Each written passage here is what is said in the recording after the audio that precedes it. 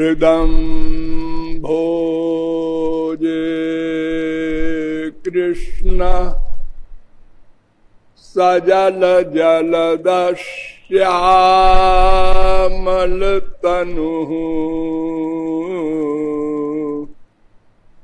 सरोजाक्षः स्रग्वी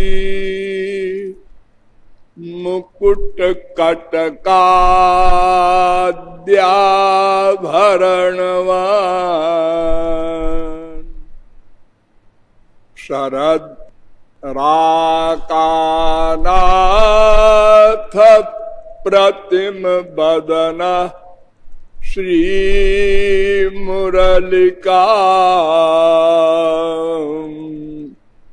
बहन ध्येयो गोपी गण परिवृता कुमकुमचितः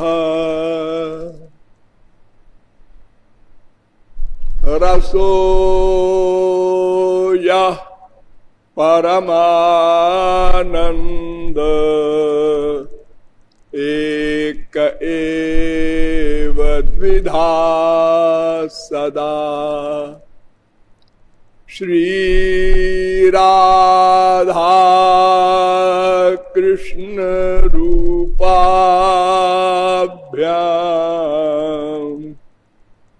तस्यै तस्मै नमो नमः।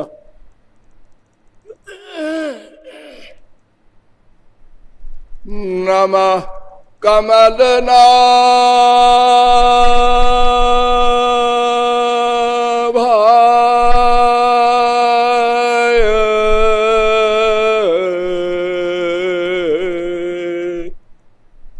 नमः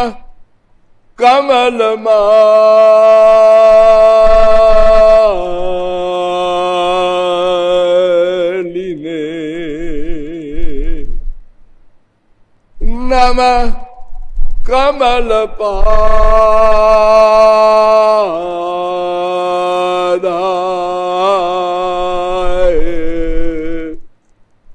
नमस्ते कमलेक्षण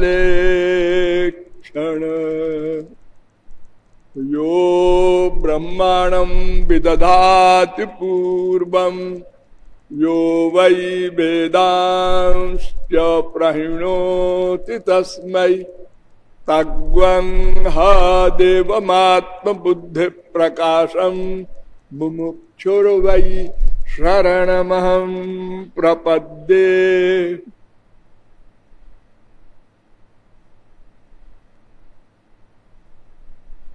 योगीन्द्र मुनीन्द्र वन्द्य ब्रजेन्द्र नंदनांघ्रि युगल ध्यानावधानार्थियों, नियमानुसार थोड़ी देर हरिनाम संकीर्तन कर लीजिए, पश्चात विषय प्रारंभ होगा। भजो गिरिधर गोविंद गोपाला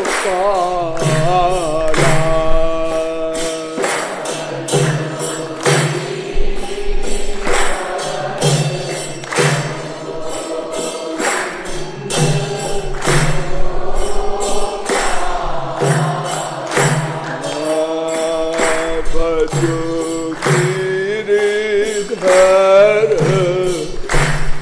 गोविंद गोपाला।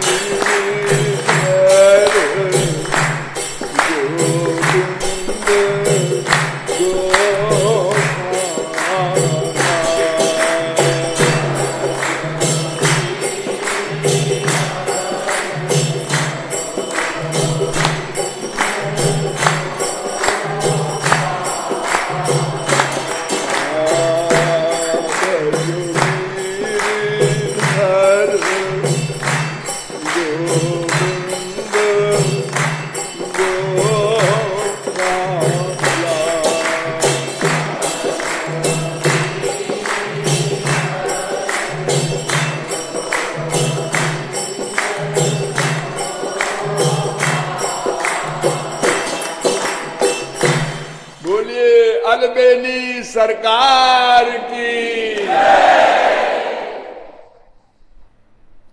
अब आप लोग सावधान हो जाएं। अब तक मैंने आप लोगों को बताया कि विश्व में सर्वत्र वैषम्य है।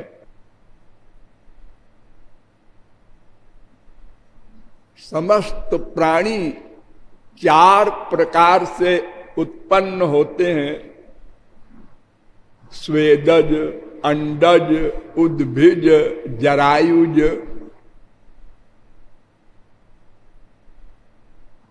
और 3 प्रकार से वो संसार में रहते हैं, भूचर, खेचर, जलचर।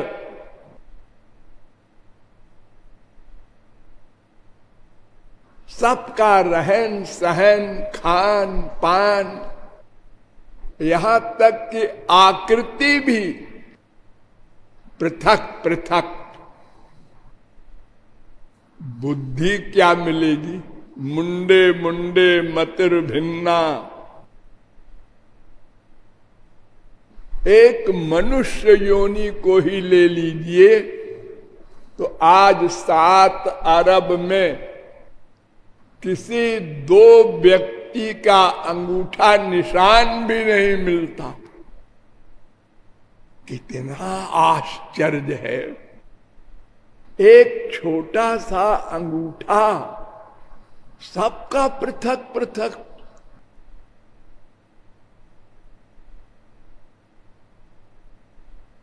कुछ भोले भाले लोग कहते हैं ये संसार नेचुरल बन गया।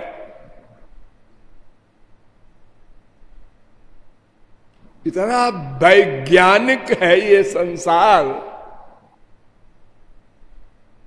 कि करोड़ों वैज्ञानिक लगे हुए हैं, कोई और छोर नहीं पा सके। और आज ये एडमिट करते हैं वैज्ञानिक लोग कि हम संसार को पूरी प्रकार कभी नहीं जान सकते।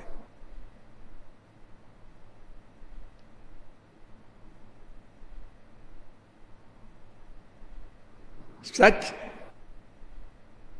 भगवान की कृति को भगवान ही जान सकते हैं। अरे ब्रह्मा जिसने संसार बनाया, वो भी बनाने का ज्ञान नहीं था उसके पास, भगवान ने ज्ञान दिया हो।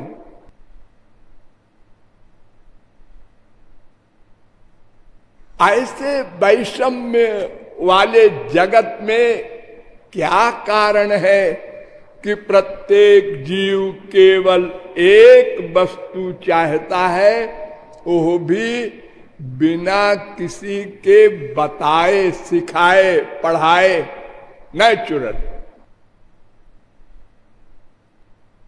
अरे मनुष्यों को छोड़ दो, कुकर, शूकर, कीट पतंग, इनको कौन बताने जा रहा है कि तुमको आनंद प्राप्त करने का एम बनाना चाहिए?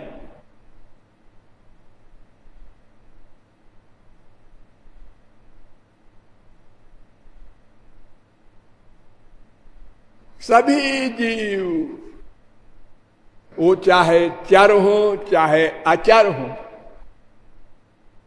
चाहे जड़ हो चाहे चेतन हो, ये जड़ 2 प्रकार का होता है।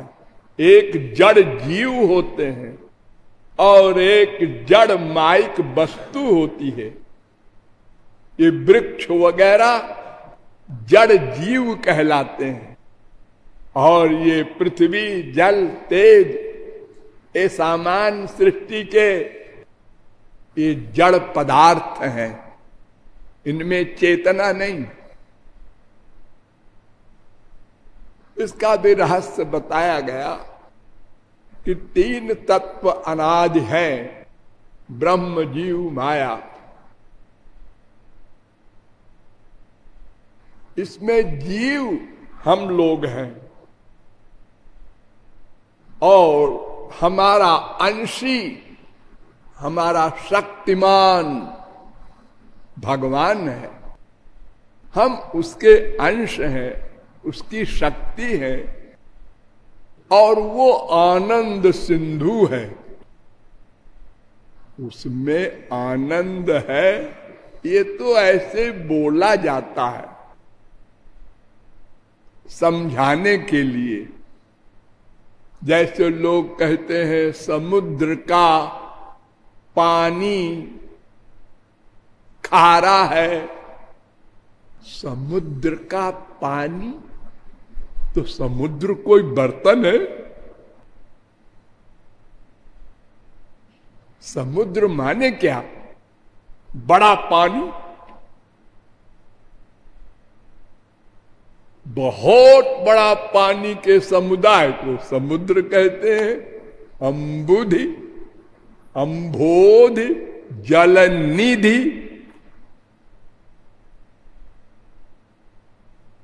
लेकिन एक नाम रख दिया है समझाने के लिए। तो ऐसे ही भगवान में आनंद है, ऐसा भी बोला जाता है। लेकिन फैक्ट में तो आनंदो ब्रह्मेति व्यजानात्। तैत्तरीयोपनिषद 3:6 रसो वै सहा। वो रस है। सा एष रसानाम रसतमः परमः। 1:1:3 छांदोग्योपनिषद। तो हम उसके अंश हैं, इसलिए आनंद चाहते हैं, चाहना पड़ेगा। और यह भी एक नियम है कि नहीं कश्चित् क्षणमपि जातु तिष्ठत्य कर्मकृत्। कोई जीव एक क्षण को अकर्मा नहीं रह सकता। अतएव आनंद के हेतु ही भी नहीं, प्रतिक्षण वर्क करेगा, करना पड़ेगा। कब तक? जब तक आनंद असली भगवान वाला, अनंत, अनलिमिटेड, अनंत काल वाला, प्रतिक्षण वर्धमान वाला दिव्य न मिल जाएगा, तब तक। जीव की परिभाषा बताई गई कि जीव भगवान की शक्ति है। नंबर 2 तटस्थ शक्ति है। नंबर 3 भगवान से जीव का भेदा भेद संबंध है। और तटस्थ लक्षण बताया गया कि जीव भगवान का दास है। और जीव का डिटेल तत्व ज्ञान भी कराया गया कि जीव अणु है। अणु प्रमाणात कठोपनिषद 1:2:8। एषोणुरात्मा मुंडकोपनिषद 3:1:9। बालाग्रशत भागस्य शतधा कल्पितस्य च भागो जीवा सविज्ञेय। श्वेताश्वतरोपनिषद 5:9। ये सब वेद मंत्र कह रहे हैं कि जीव अणु है। सूक्ष्माणामप्यहम जीवः, पुराण भागवत कह रहा है 11:16-11। सूक्ष्मता पराकाष्ठाम प्राप्तो जीवा।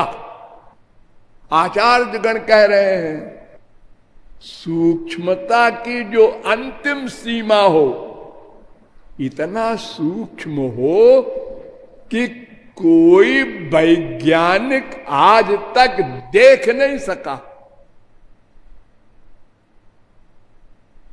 मृत्युशील व्यक्ति को घेर कर तमाम मशीनें लगाकर वैज्ञानिक लोग रिसर्च करते रहे कि देखो जीव किधर से निकलता है, किधर को जाता है, तो मर गया। किसी को पता ही नहीं चला किधर से निकला, आंख से कि कान से कि नासिका से कि मुख से। वो दिव्य है ना, इसलिए मटीरियल यंत्र हो चाहे इंद्रिय मन बुद्धि हो, उससे उसका साक्षात्कार नहीं हो सकता। हार गए सब वैज्ञानिक। और उस जीव का उत्क्रमण होता है, गति होती है, आगति होती है। उत्क्रांति गत्या गति नाम वेदांत सूत्र 2-3-19। एक बात आप लोग समझ लीजिए, वेदांत ग्रंथ में मैंने पहले भी बताया है, लगभग 550 सूत्र हैं, लेकिन आचार्यों ने अपनी अपनी संप्रदाय के ग्रंथों में उसके नंबरों में हेर फेर किया है। रामानुजाचार्य ने अलग नंबरिंग किया है, निम्बार्काचार्य ने अलग किया है, गीता प्रेस वालों ने अपना अलग ही कर दिया है।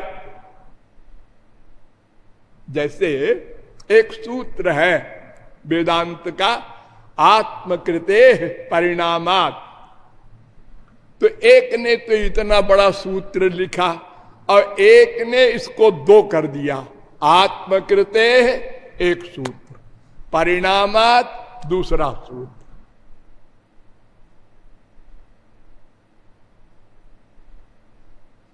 व्यतिरेको गंधवत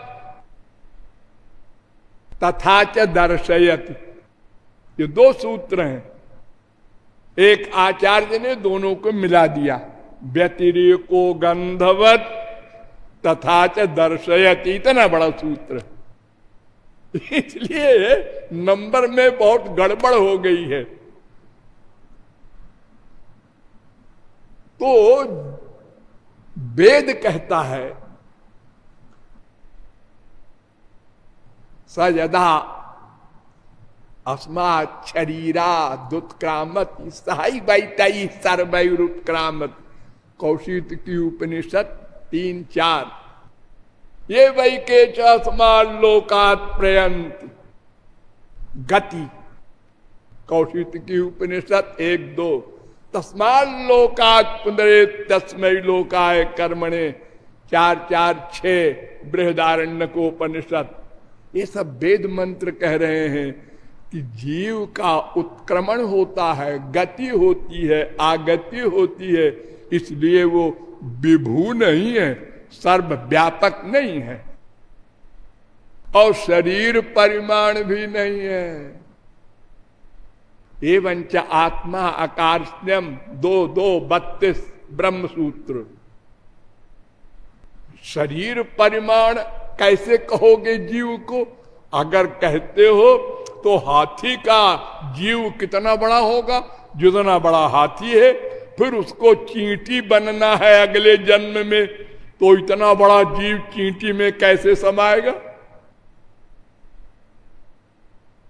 न च पर्यायाद्यपि अविरोधो विकारादिभ्य 2-2-33 अंत्यावस्थिते चौभय नित्यत्वात् अविशेषः 2-2-34। इन ब्रह्म सूत्रों के द्वारा वेद व्यास ने सिद्ध किया कि जीव शरीर के बराबर नहीं है, वो अणु है।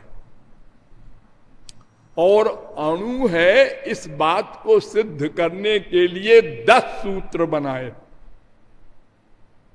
उत्क्रांत गत्या गति नाम स्वात्मना च उत्तरयो न अणु अतश्रुतेरिति चेन्न इतराधिकारात् स्वशब्दोन्मानाभ्याञ्च अविरोधश्चन्दनवत् अवस्थित वैशेष्यादिति चेन्न अभ्युपगमात् हृदि गुणाद्वालोकवत् व्यतिरेको गंधवत् तथा च दर्शयति पृथगुपदेशात। ये 10 सूत्रों में बताया जीव अणु ही है और हृदय में रहता है। दूसरी बात ध्यान दो, हृदय में रहता है। अभ्युपगमात हृदय ही, वेद में भी ऐसा कहा है। हाँ, हृदय ही एष आत्मा। ये प्रश्नोपनिषद तीसरे प्रश्न का 6वां मंत्र। सवा एष आत्मा हृदय, छांदोग्योपनिषद 8:3-3। और हृदय में रहकर सारे शरीर में व्याप्त रहता है, यह भी वेद कहता है।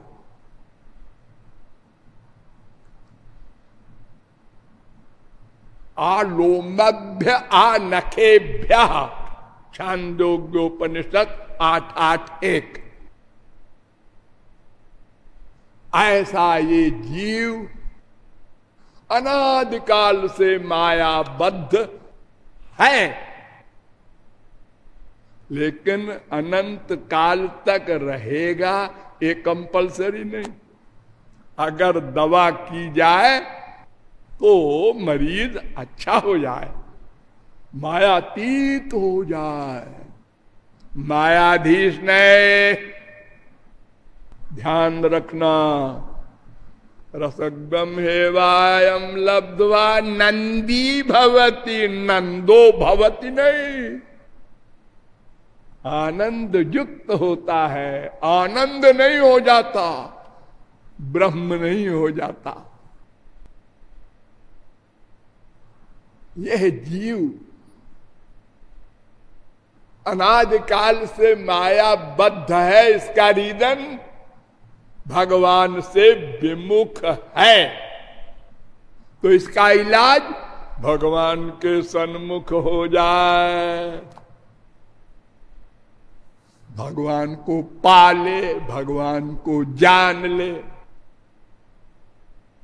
तमाम वेद मंत्रों, पुराणों और तमाम ग्रंथों के द्वारा आपको बताया गया, उसको जानकर ही कोई माया से उत्तीर्ण हो सकता है, परमानंद पा सकता है। लेकिन जब जानने चले तो सब ने जवाब दे दिया, एक खबरदार, उसके जानने की प्लानिंग न करना, तुम्हारे पास कोई हथियार नहीं है ऐसा। तुम्हारी इंद्रियां, तुम्हारे मन, तुम्हारी बुद्धि, तुम्हारे जो कुछ है उपकरण सब माइक है।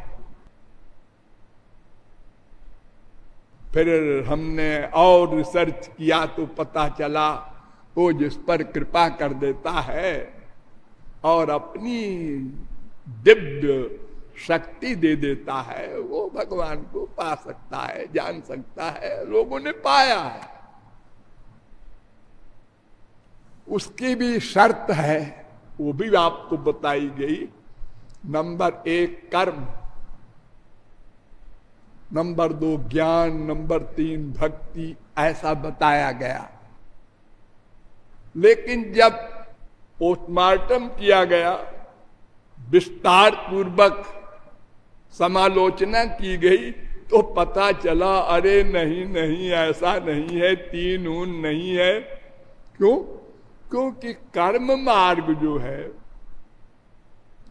वो एक तो उसको जानना कठिन, इतना विस्तृत है। नहियंतो नंत पारस्य कर्म कांडस्य चोद्धव, भागवत 11:27-6। अनंत है। और भगवान ने भी कहा है, धर्मंतु साक्षात भगवत प्रणीतम न वै विदुर ऋषयो नापि देवा। अरे स्वयं भगवान कहते हैं, किम विधत्ते किमाचष्टे किमनूद्य विकल्पयेत् इत्यस्या हृदयम लोके नान्यो मद्वेद कश्चन। मेरे सिवा कोई नहीं जानता, और अगर कोई जान भी ले और कर भी ले विधिवत, तो उसका फल स्वर्ग। वहां क्या है? वही है जो यहां है। वही दुख, वही अशांति, वही टेंशन, वही माया का अधिकार, वही काम क्रोध लोभ मोह सब, और वो भी कुछ दिन का। तो हमको तो दुख निवृत्ति और आनंद प्राप्ति का लक्ष्य प्राप्त करना है, वो नहीं होने वाला, स्वप्न में नहीं।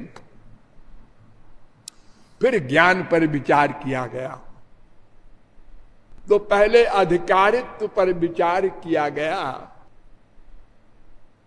ज्ञान का अधिकारी कौन है? क्योंकि कर्म के अधिकारी तो सब हैं।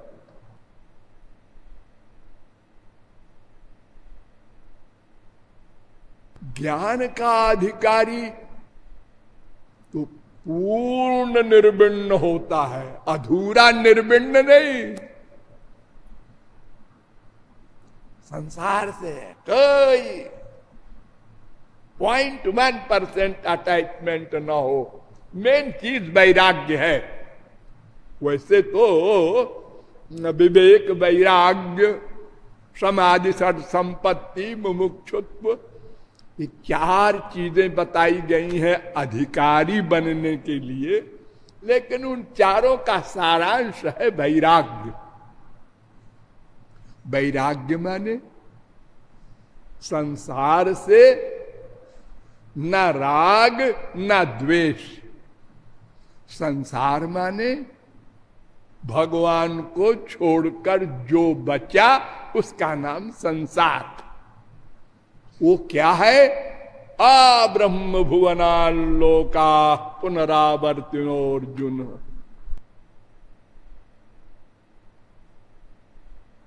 कर्मणाम परिणामित्वादा विरिंचाद मंगलम। ब्रह्मलोक तक संसार है और वो अनंत है, एक ब्रह्मांड नहीं। ब्रह्मांडानि बहूनि पंकज भवान प्रत्यंडमत्यद्भुतान। जैसे खिड़की से आप लोगों ने देखा होगा सफेद सफेद तमाम अणु अंदर आते हैं लाइट में, ऐसे करोड़ों करोड़ों ब्रह्मांड भगवान के रोम से निकलते हैं, प्रवेश होते हैं, प्रलय होता है, प्राकट्य होता है। ये ब्रह्मांड जो आपका है तो 50 करोड़ योजन का है, सबसे छोटा है। ये 4 मुंह के ब्रह्मा का ब्रह्मांड है। ऐसे ही 100 मुंह का ब्रह्मा होता है, 1000 मुंह का, लाख मुंह का, करोड़ मुंह का, अरब मुंह का ब्रह्मा होता है।